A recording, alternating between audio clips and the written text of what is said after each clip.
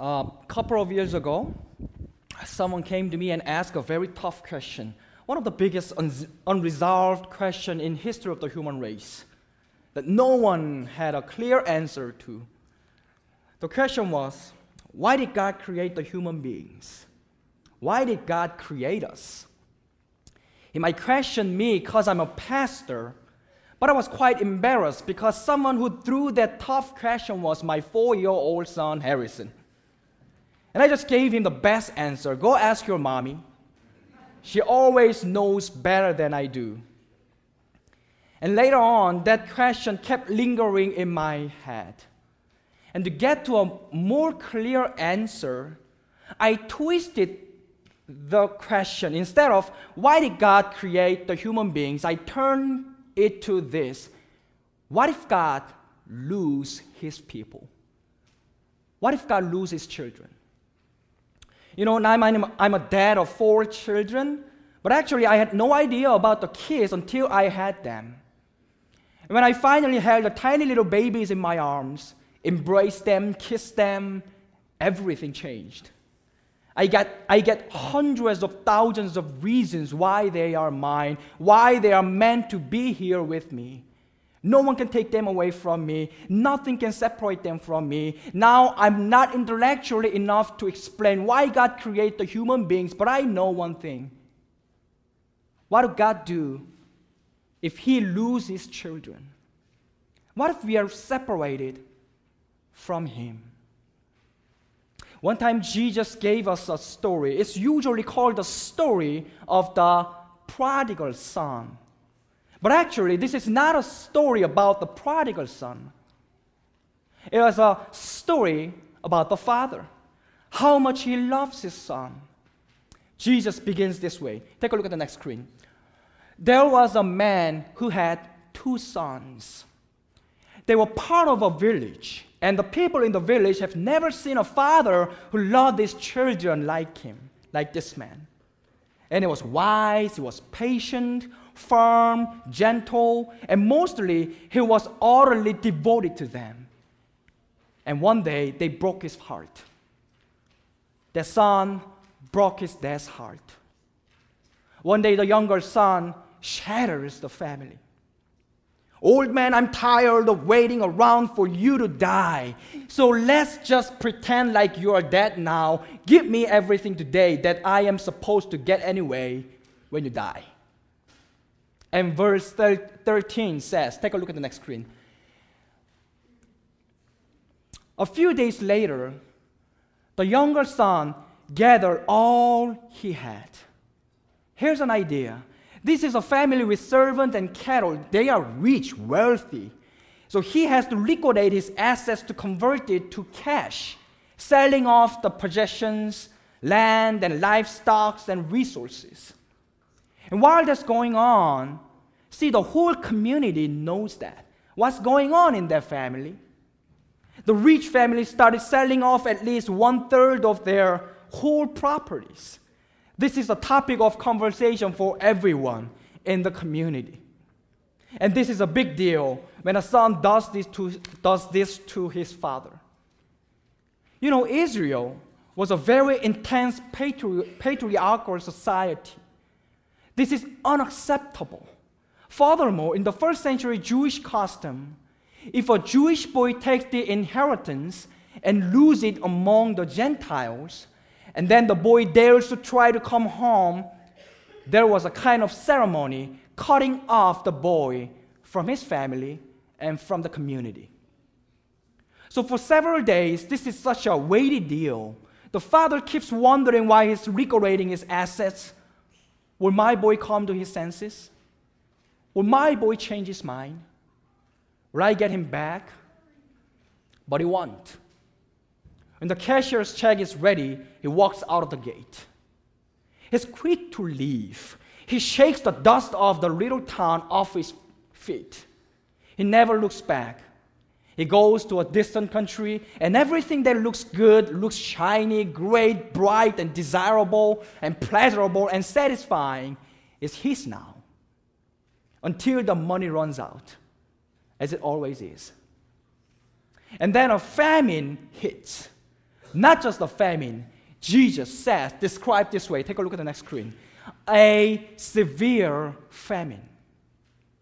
You know, in that day, in the ancient world, think about this. When a great famine struck, there was no outside communication, no telephone, no internet, no cell phone, no world vision, no compassion, no way for a world to know what's going on there. And there's no transportation system to get out of there. They just die. No hope. So in the ancient world, a great famine meant a massacre. Bodies left outside to rot in the street.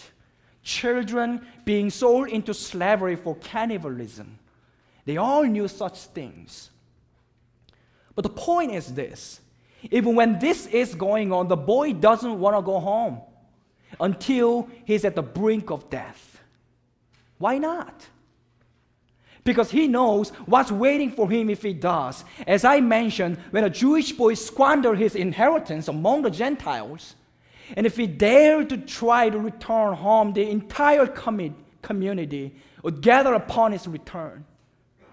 And as a symbol of how destructive he had been and how he broken his relationship with the family, dad, and community, broken his parents' heart. It was a very visual and dramatic culture. They all get together. I've done this before, but I'm going to break this one. They take this pot as a symbol of his life, and they would break it.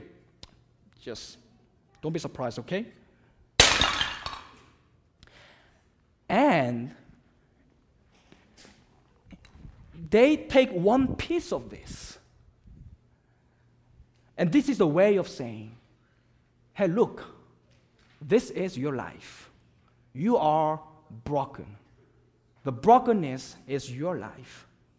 You have broken everything that is good. You have broken trust, broken community, and more than words, you have broken the heart of your Father. So let this be the symbol of your brokenness. You are not welcome here. You are not part of this community. You are not part of us. You are cut off. In fact, they call this ceremony kezezah. Take a look at the next screen. Kezezah, which is Hebrew for the cutting off. You are kezezah. Well, the boy knows what's waiting for him if he tries to come home. That's why he stays away, even when there's so much pain in the great famine. But finally, he says to himself, even this is better than just dying here. So he decides to return, and he makes up a little speech. And he finally sees the village. He braces himself. He knows what's coming. But there was one thing that he hadn't counted on. At the gate in his home, an old, heartbroken man is standing.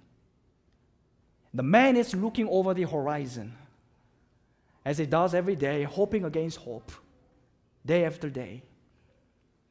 And this day, the man noticed this boy way far away. Jesus described this in verse 20. Take a look at the next screen. Verse 20, while he was still a long way off, his father saw him and filled with compassion on him. And he ran to his son. He ran to his son. This is the highlight of the story. Jesus said, the father ran. And this is a big deal. In the ancient world, in the Middle East, the patriarch of a family, a man of great dignity, great authority, a man dressed in elaborate robes, never runs. They always walks in slow, dignified fashion. Think of a modern examples. You know, the president of U.S. never runs. A general of the military never runs. If we see them, they running, or if something caused them to run, that would be a national emergency. Something really dangerous must happen. Strong, in control man never run. Moreover, for this father to run, he should pick up the edges of his robe. And that would mean that he would be displaying his legs, his naked legs in public. And that was shameful. That was humiliating. A little boy might do that. A slave might do that. No father would run with his naked legs. But this father does. Why? He can't stop thinking about his broken boy. If the community gets to my boy first, it will mean kezeza. It will mean brokenness. It will mean shame. And that might crush his heart. And that might crush his soul. And I might lose him forever. I can't let that happen. I gotta get to him before anybody else does. I gotta be the first one to find him. And then the father picks up his loaves and he starts running. This father, filled with compassion, takes on the humiliation that should by all rights have fallen on the prodigal son, lets it all fall on me himself. This is a remarkable story. So many people say this is one of the great, no, so greatest short parable in the entire world that amazed the human race for 2,000 years. This father does what no father would do. This father runs because he never stopped loving the boy, no matter how far away the boy went from home. And the boy never stopped needing his father, no matter how far he ran away. See, this is not the story of the prodigal son. This is the story of the father who runs to meet his broken child. But in fact, now Jesus is saying not about father like you and me. Now Jesus is saying about the Father in the heaven. God is so filled with compassion for you and for everybody. Whoever you are, wherever you are, when we take one step toward Him, He picks up His robes. He bears His legs. He humiliates Himself to come running to us. The father gets to this boy, and the boy starts his speech, but his father just shuts him up, throws his arms around him, embraces him, kisses him over and over again, and said this. Take a look at the next screen. Bring the best robes, best rings, best shoes. Kill the fatted calf. There will be no kezeza, not for my boy. There will be music, there will be dancing, there will be feasting, because my son was lost, and now he is found. My son was dead, and now he is alive. Now the father publicly received the son back into his house. It's a sign to the rest of the community. We have no problem. That's a rumor. That was a lie. Nothing happened to us. We are good. There's no kezeza you've thought of. Have you ever seen a grace like this grace? Have you ever seen a love like this love? This is a simple message of the entire Bible. That's all about grace. How God thinks of you. How much the Father loves you. You might have a broken heart today. You might have a broken life. And Jesus says, just come to the Father as you are. Just come to the Father. He will take them all. I paid every debt on the cross. On the cross, my son Jesus became kezeza, cut off. Everything was done. You just come. It's free. I don't know why God created the human beings, why God allowed a lot of brokenness in our world, a lot of hurt, a lot of wounds, a lot of pains and despairs in our lives, and a lot of tears in our eyes. But I know, what would God do if He loses His children? He picks up His robes and starts running. Philip Yancey wrote a book called What's So Amazing About Grace. And in a chapter called The Lovesick Father, he retells this story in a contemporary version. And I adapted it for us today. A young girl grows up on a cornfield outside Carroll County, Savannah, Illinois.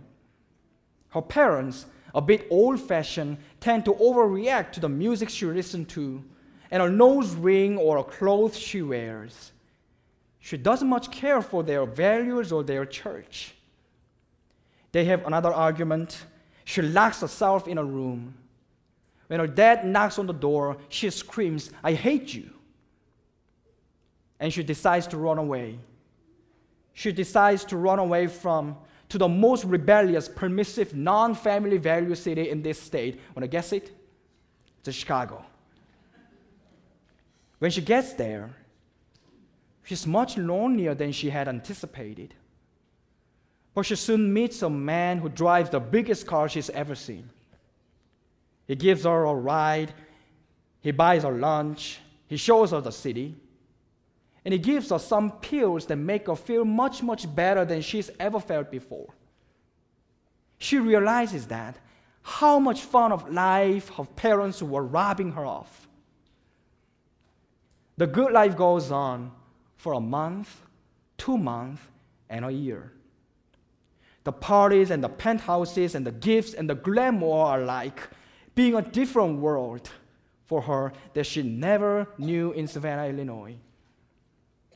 After a year, the first sallow sign of illness appeared. And it amazed her how quickly the man turns mean. Before she knows it, he turns her out on the street, no money, no clothes, no car, no parties. She's alone. She does what she knows on the street to get whatever money she can. But she looks gaunt and thin. And the men she's with now are no longer wealthy and generous, and sometimes they are dangerous and cruel. All her money goes to support her habit. She eats whatever she can find. She sleeps on a metal grate or a park bench. One night, as she lays awake listening for footsteps, all of a sudden, everything around her looks different. She no longer feels like a woman of the world. She's a little girl, lost in a cold, frightening city. Her pockets are empty, her clothes are rags, her stomach is hungry, her eyes are filled with tears. And then her mind flashes on a single image, her home. In Savannah, Illinois, when spring comes, the fields are so green, the Mississippi River is so peaceful. Oh God, why did I leave? My dog back home eats better than I do now. She's sobbing, and she knows in a flash that more than anything else in the world, she just wants to go home. 3 straight calls, 3 straight connections with the answering machines. Twice she hangs up without leaving a message. The 3rd time she says, "Dad, Mom, it's me. I was wondering about coming home. I'm gonna be on the bus. It will pass through sometime around midnight on Tuesday. If you're not there, I will just keep on going to Dakota. Just wanted to let you know." The whole time on the bus, she can't turn off the questions. She wonders if they even got the message. She wishes that she'd given them more warning, more clear warning. She wonders if they've given her all for that. She keeps thinking about what she's gonna say to her father. She keeps rehearsing this little speech in her mind. "Dad, I'm sorry. I'm so sorry. I know it was my fault, not yours. Can you forgive me?" She hasn't apologized anything for years. The bus pulls into the station, and the driver says, 15 minutes. Folks, you just have 15 minutes. 15 minutes to decide her life. She looks in a little compact mirror, tries to brush her hair, gets the lipstick, marks off her teeth. And she sees the needle marks in her arms. and wonders if her parents will notice if they are there. She walks into the bus terminal at 1 o'clock in the morning in the Savannah, Illinois. She's imagined 1,000 different scenes in her mind, but not one of them prepares her for what she sees now, because there, inside the concrete walls, around those plastic chairs, in that bus terminal in Savannah, Illinois, stands a group of 40 brothers and sisters, aunts, sisters, uncles, cousins, grandparents, and one dog. And they are all wearing goofy party hats and blowing kazoos and cheering for her as if she were a hero coming from a war home. There's a giant hand-painted banner saying, "Welcome home, welcome home." And standing in front of the crowd with a tear-stained face and a trembling smile is the father, whom she told she hated the last time she saw him. She can't bring herself to look him in the face as she starts her little speech, "Dad, I'm sorry, that's my fault." And he puts his hands on her face, and he raises her eyes up to him, and he begins to laugh and cry so hard that his whole body was shaking. "I know," he says. What he used to say to her when she would cry when she was a little baby, "I know, I know, I know. No need for another word. You'll miss the party. We gotta have a party." And he takes the body in his arms and brings her home. So Jesus tells this story in the Gospel of Luke, and then he says, if you want to know how much the Father, 100 times better, 1,000 times wiser, 1,000,000 times more loving, how much that the Father loves you, you just come home and start with the Father. There's no one who doesn't need this love. God is calling you now, just come home. Jesus says, with one person coming back, there will be rejoicing in heaven. Now, as we pass the basket for the offering, I just want to show you a video. This is a music. This music was written based on today's passage. And I hope you just reflect on yourself, your life, your faith, and you will see the love of God in your life.